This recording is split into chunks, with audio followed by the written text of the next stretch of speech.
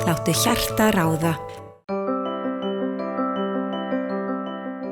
Það til ótal afbrigða hummus. Uppskriftin sem ég kenni ykkur í dag grunnur sem þið síðan getið leikið ykkur með. Ég ætla að nota forsoðna kjúklingabaunir og það sem mér finnst vera mjög hentugt við það að ein uppskrift passar akkurat aftur í dósina. Við byrjum á að hella vatninu af baununum og síðan setjum við hráefnið hvert á fætur öðru í matvinnsluvélina nema vatnið og olíuna.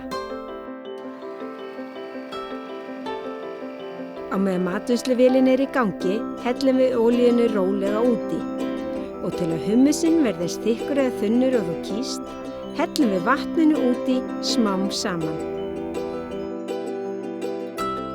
Hummusinn geymist í 5 til 7 daga í kæli.